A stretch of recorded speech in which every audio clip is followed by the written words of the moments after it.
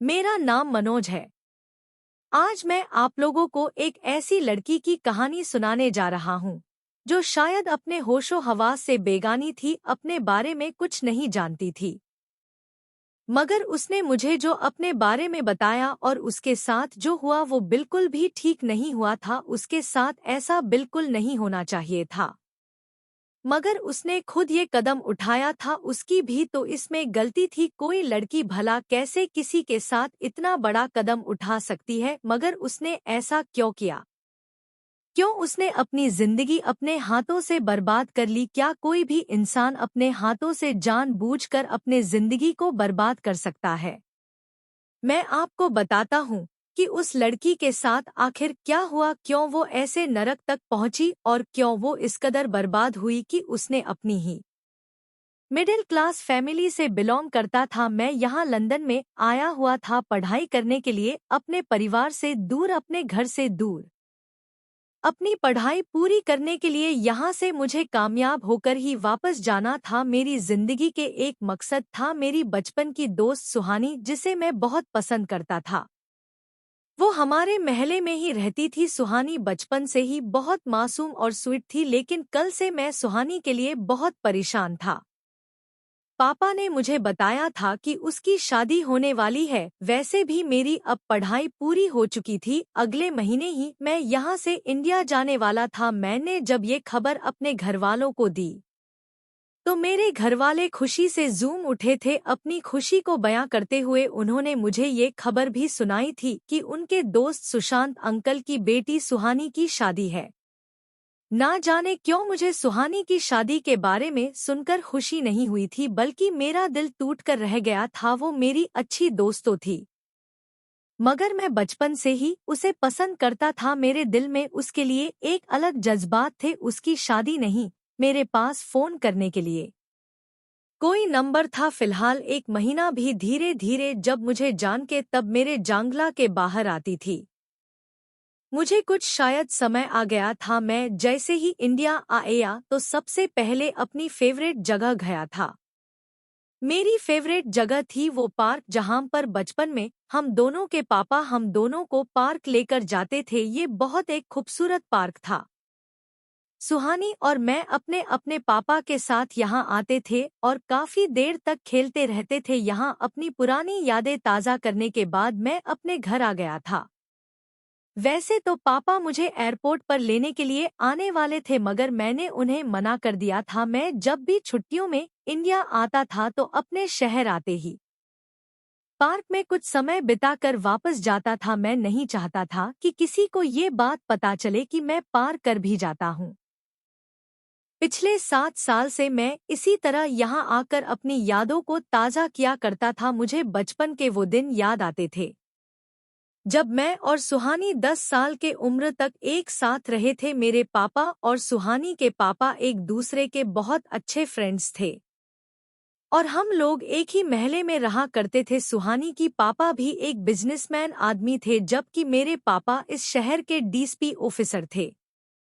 मेरी उम्र 13 साल हुई तो पापा ने मुझे लंदन में पढ़ने के लिए भेज दिया था। उनका मानना था कि वो बचपन से ही मुझे लंदन भेज देंगे तो मैं पढ़ाई में ज्यादा बेहतर हो जाऊंगा। बस तभी से मैं और सुहानी एक दूसरे से अलग हो गए थे। और फिर पहले हम लोग एक ही महले में भी रहते थे, लेकिन कुछ समय के बाद हमारी पूरी फैमिली दूसरे शहर में शिफ्ट हो गई थी। फिलहाल जब मैं घर आया तो मेरे घरवाले मुझे देखकर बहुत खुश हुए थे। पापा ने मेरे आने के खुशी में घर में मेरी पसंद का खाना बनवाया था। मैं जब भी घर आता था एक बार सुहानी के घर जरूर जाता था। मैंने देखा था कि सुहानी बहुत मासूम और भोली भाली लड़की थी। वो इतनी सीधी थी कि दुनियादारी अच्छे तरीके से भी नहीं जानती थी।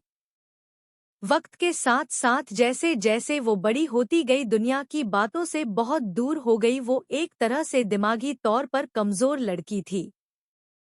वो ऐसी क्यों हो गई थी ये तो मैं नहीं जानता था, क्योंकि बचपन में एक मासूम बच्चा जैसा होता है वो बिल्कुल वैसी थी। लेकिन धीरे धीरे जैसे वो बड़ी होती गई उसकी हरकतें बच्चों जैसी ही रही। हर किसी से डरना, घर के बाहर निकलने में डर लगना उसे देखकर ऐसा लगता था जैसे वो कभी बड़ी हुई ही नहीं है। मगर फिर भी मैं उसकी इस अदा से महबत करता था, लेकिन अब उसके घरवाले उसकी शादी करने जा रहे थे। मुझे लगता था कि उन्हें उसकी शादी नहीं करनी चाहिए थी। एक बार वो अपनी बेटी को ठीक तो कर लेते, तभी उनका उसकी शादी करना ज्यादा बेहतर था। पता नहीं, अब तो मैं वैसे भी उसे कई सालों के बाद देखने वाला था।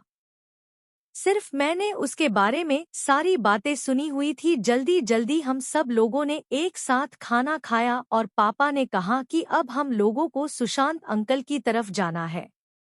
मैंने कहा, मगर पापा, हमें आज वहां नहीं जाना चाहिए, अब हम शादी वाले दिन ही उनके घर चलेंगे। पापा कहने लगे कि नहीं बेटा, आज सुहानी की हल्दी है, कल संगीत का फंक्शन होगा, हमें आज कल और परसों भी उनके घर पर जाना है। मम्मी पापा तो वहां जा ही रहे थे, मैं बहुत थका हुआ था, उन लोगों से मना कर रहा था, मगर वो लोग मुझे जबरदस्ती वहां ले गए। वैसे तो मेरा भी मन कर रहा था सुहानी को देखने का, लेकिन मैं अंदर ही अंदर दुखी था कि उसकी शादी होने जा रही थी। मैंने तैयार होते समय मम्मी से कहा भी था कि सुहानी की शादी सुशांत अंकल को नहीं करनी चाहिए। मम्मी चौंक कर कहने लगी कि क्यों बेटा, आंख रह जाओगे, सुहानी पूरी तरह से चेंज हो गई है। सुहानी ने अपने दोस्त भी बना लिए, अब वो पहली जैसी सीधी साधी नहीं रही, अब वो काफी मॉडर्न भी हो गई है। वो पहले जैसी बेवकूफ़ी वाली हरकतें भी नहीं करती। सुहानी से मिलकर तुम्हें लगेगा ही नहीं